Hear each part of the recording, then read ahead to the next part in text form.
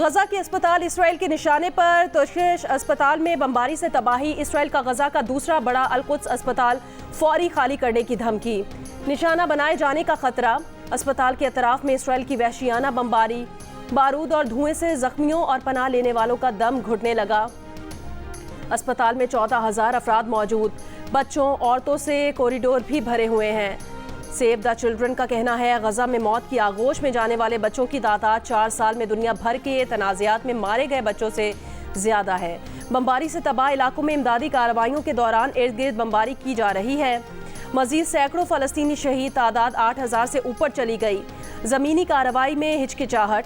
Israeli forces ने फजाई हमले और गोलाबारी तेज कर दी।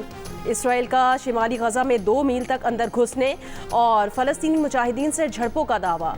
मगरबी किनारे में भी इसराइल के एक और फजाई हमले की इतलात। जनीन में एक फलस्तीनी शहीद, मुतादिद जख्मी।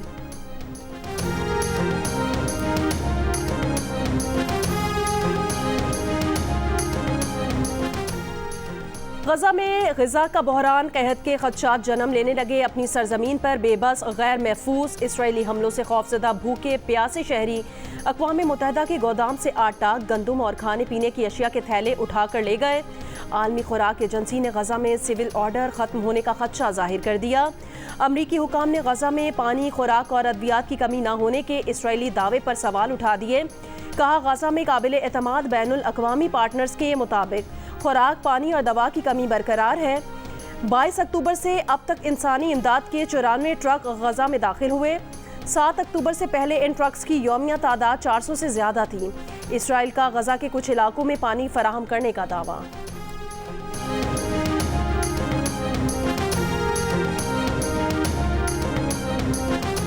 इसराइल की जानिब से गजा में इमदादी सामान की फराहमी में रुकावटें डालना आलमी अदालत के दायरे इख्तियार के तहत जुर्म करार दी जा सकती है। इंटरनेशनल क्रिमिनल कोर्ट के सीनियर प्रोसिक्यूटर करीम खान की मिस्र में प्रेस कॉन्फ्रेंस। कहा, इसराइल को बगैर किसी ताख़ीर के गजा में शहरियों को खुराक और अद्वियात की फराहमी को यकीनी बनाना होगा।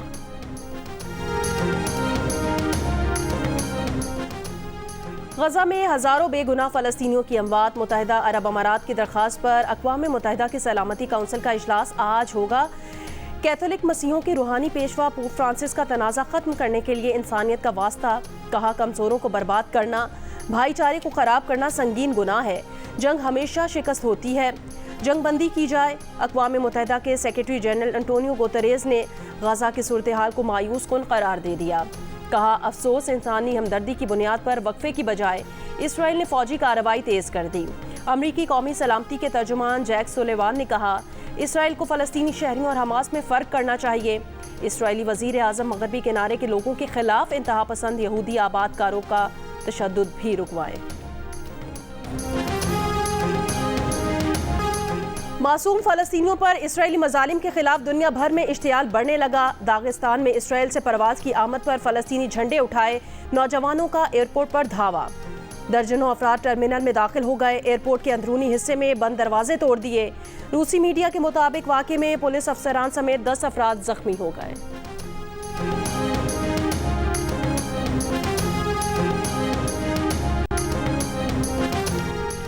बलोचिस्तान के इलाके आवारान में सिक्योरिटी फोर्सेज और दहशतगर्दों के दरमियान फायरिंग का तबादला। ISPR के मुताबिक फायरिंग के नतीजे में 2 दहशतगर्द हलाक, 2 जख्मी हो गए। शदीद फायरिंग के तबादले के दौरान 2 नौजवान नायब सूबेदार आसिफ इरफान और सिपाही इरफान अली शहीद हो गए। इलाके में मौजूद दहशतगर्दों के खात्मे के लिए क्लियरेंस ऑपरेशन जारी।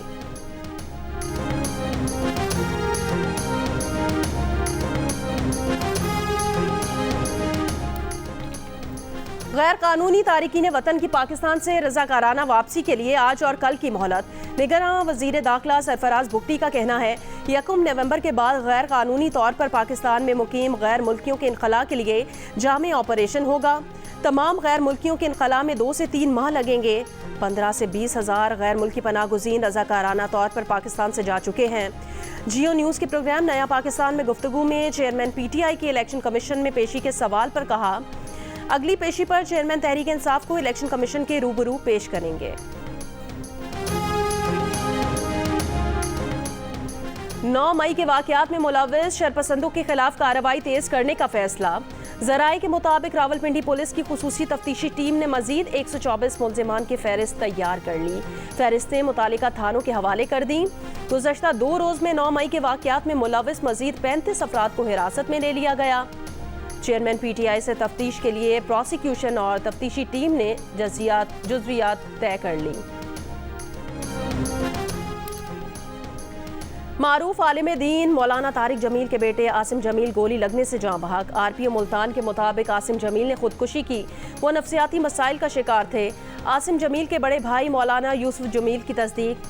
वीडियो पैगाम में कहा कि आसिम बचपन से शदीद डिप्रेशन के मरीज थे। गुज़श्ता 6 माह से मरज में शिद्दत आ गई थी। सिक्योरिटी गार्ड से बंदूक लेकर खुद को गोली मार ली। मौलाना तारिक जमील ने एक बयान में कहा, हादसाती मौत ने माहौल सोगवार बना दिया। नमाज जनाजा आज आबाई इलाके में अदा की जाएगी। निगरान वज़ीर आज़म अनवारुल हक काकड़, साबिक़ वज़ीर आज़म शहबाज शरीफ, चेयरमैन सेनेट सादिक संजरानी, वफाकी वज़ीर इत्तलात मुर्तज़ा सोलंकी, पीपल्स पार्टी के रहनुमा यूसुफ रज़ा गिलानी का इजहार ताज़ियत।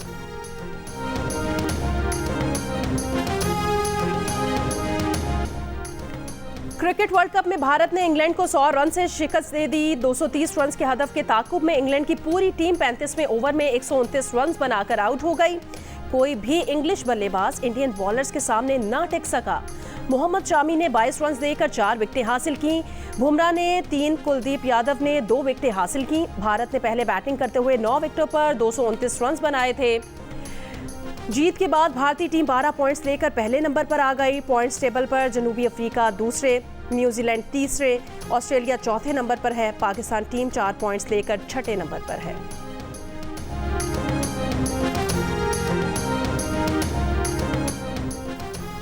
पाकिस्तान टीम आज कोलकाता में प्रैक्टिस करेगी। बुखार से निजात के बाद फास्ट बॉलर हसन अली भी टीम के साथ प्रैक्टिस सेशन में हिस्सा लेंगे। पाकिस्तान का अगला मैच ईडन गार्डन्स में मंगल को बांग्लादेश से होगा। सेमीफाइनल की उम्मीदें अब भी बाकी। पाकिस्तान को अपने तीनों मैच जीतना होंगे और साथ साथ पाकिस्तानी शायकीन को न्यूजीलैंड की नाकामियों की दुआ भी करना होगी। पाकिस्तान के अगले 3 मैच बांग्लादेश, न्यूजीलैंड और इंग्लैंड से हैं। न्यूजीलैंड के 3 मैच जनूबी अफ्रीका, पाकिस्तान और श्रीलंका से हैं।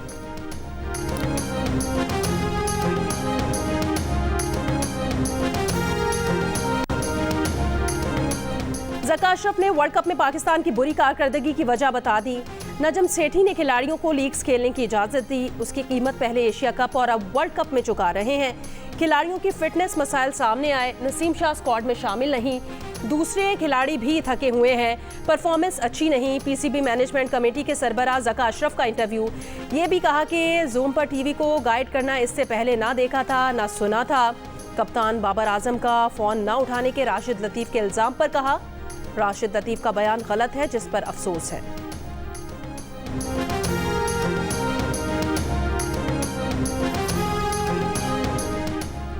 पाकिस्तान क्रिकेट टीम के खिलाड़ियों को सेंट्रल कॉन्ट्रैक्ट न मिलने की वजह से 5 माह से तनख्वाह न मिल सकी।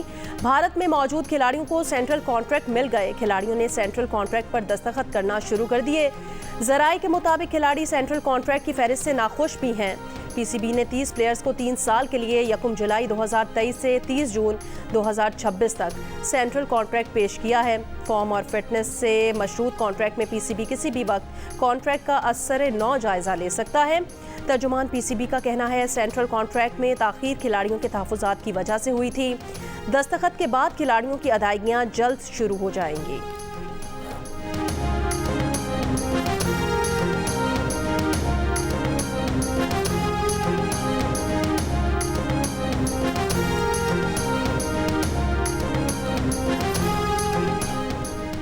MKM पाकिस्तान के सरबराह खालिद मकबूल सिद्दीकी ने कहा कि पाकिस्तान के सूबे एडमिनिस्ट्रेटिव यूनिट हैं। हम बात करते हैं तो गद्दारी के सर्टिफिकेट मिलते हैं। हम सिंध की तकसीम नहीं चाहते। कराची के इलाके लियाकताबाद में जलसे से खिताब में कहा, अगर ऐवानों से बात नहीं बनी, वोट से फैसला नहीं हुआ तो फिर सड़क फैसला करेगी। सीनियर डिप्टी कन्वीनर मुस्तफ़ा कमाल ने कहा, पीपल्स पार्टी चंद अरब रुपए लंदन भेजकर बॉयकॉट की कॉल का कह रही है। हमारे पास सबूत है। फारूक सत्तार ने कहा, अगर नवाज शरीफ वापस आ गए हैं तो कराची को भी पाकिस्तान के कौमी धारे में वापस आना चाहिए। गजा में इसराइली जारियत की भी मजम्मत। अनीस कायम खानी ने फ़लस्तीनी अवाम के लिए 1 मिनट की खामोशी इख्तियार कर ली। जमात इस्लामी का फ़लस्तीनियों से इजहार यकजहती के लिए इस्लामाबाद में मुजाहिरा। अमीर जमात इस्लामी सिराजुल हक ने खिताब में कहा कि हुक्मरानों का काम गज़ा में दवाई और खाना पहुँचाना नहीं है, आपका काम गज़ा के अवाम को बचाना है। मुसलमान हुक्मरान अपनी जिम्मेदारियाँ पूरी नहीं कर रहे। अफसोस है मुसलमान हुक्मरानों ने अमरीका की तरफ देखना शुरू किया।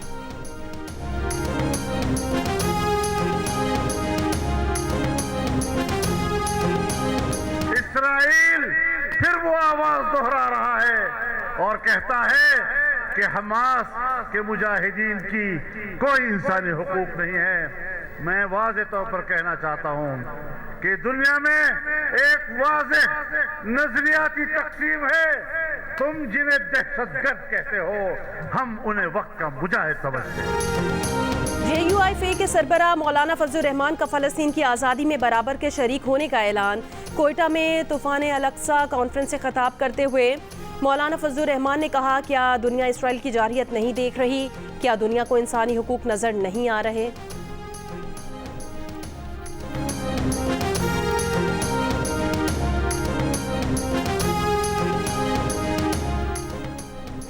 मजलिस वादतुल मुस्लिमीन के शोबा ख़वातीन के तहत इस्लामाबाद में हिमायत फ़लस्तीन रैली। अल्लामा राजा नासिर अब्बास ने कहा, फ़लस्तीन के गैरतमंद बेटों ने इसराइल के गुरूर को खाक में मिला दिया।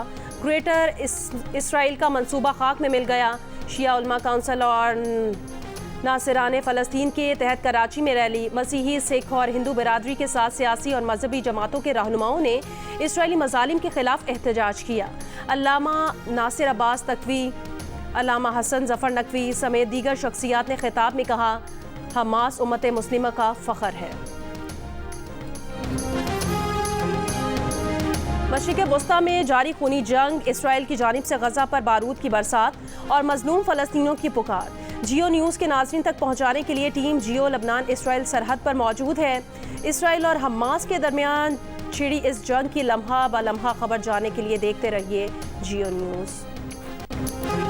गज़ा में इसराइली जारियत के खिलाफ दुनिया भर में मुजाहरे। जापान के दारुल हुकूमत टोक्यो में हज़ारों अफराद का फ़लस्तीनियों से इजहार यकजहती, फ़लस्तीन आज़ाद करो के नारे लगाते मुजाहिरीन ने इसराइली सिफारत खाने तक मार्च किया। भारतीय शहर चेन्नई में सैकड़ों अफराद का फ़लस्तीनियों के हक में मुजाहरा।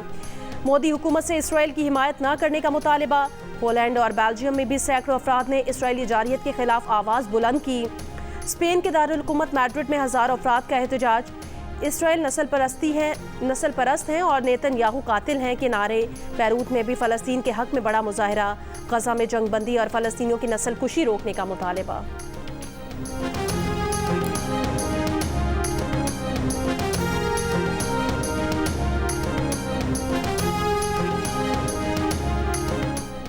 कनाडा में आज़ाद खालिस्तान रेफरेंडम के लिए वोटिंग का आगाज़। ब्रिटिश कोलंबिया में गुरु नानक सिंह सिख गुरुद्वारे में ये वोटिंग का दूसरा मरहला है। ब्रिटिश कोलंबिया के गुरुद्वारे में 10 सितंबर को पहले मरहले में 1,35,000 वोट डाले गए थे। खालिस्तान तहरीक के रहनुमा हरदीप सिंह निज्जर के कत्ल में भारतीय हुकूमत के मुलविस होने पर सिखों ने नरेंद्र मोदी का असल चेहरा दुनिया को दिखा दिया। वैनकूवर में गुरुद्वारा के सामने नरेंद्र मोदी और भारत के कनाडा में सफ़ीर की तस्वीर लगा दी। गुरु नानक सिख गुरुद्वारा सिरे के सेक्रेटरी गुरमीत सिंह तूर ने कहा, भारत का ख्याल था कि हरदीप सिंह के कत्ल के बाद खालिस्तान तहरीक दम तोड़ जाएगी। सिख कम्युनिटी भारतीय गिदड़ भपकियों से खौफजदा नहीं होने वाली।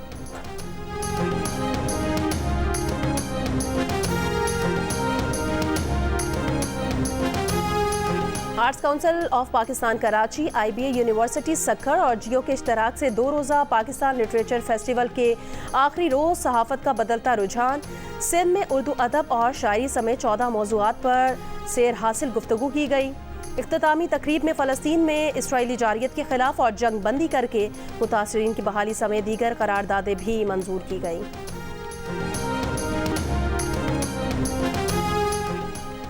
क्रिकेट वर्ल्ड कप के क्रिकेट पर अब्दुल रज़ाक, इमाद वसीम और मोहम्मद आमिर के तज़िये और तबसरों के लिए देखिए प्रोग्राम हारना मना है वर्ल्ड कप के दौरान रोज़ाना रात 11 बजे की हेडलाइंस के बाद सिर्फ जियो न्यूज़ पर।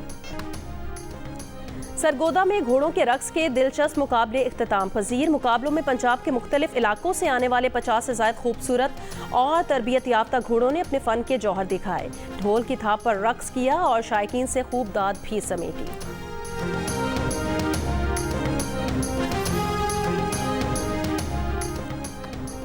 और कौन कहता है कि टेक्नोलॉजी दूरियां पैदा कर रही है। दिल का रिश्ता ऐप तो दिलों को जोड़ रही है।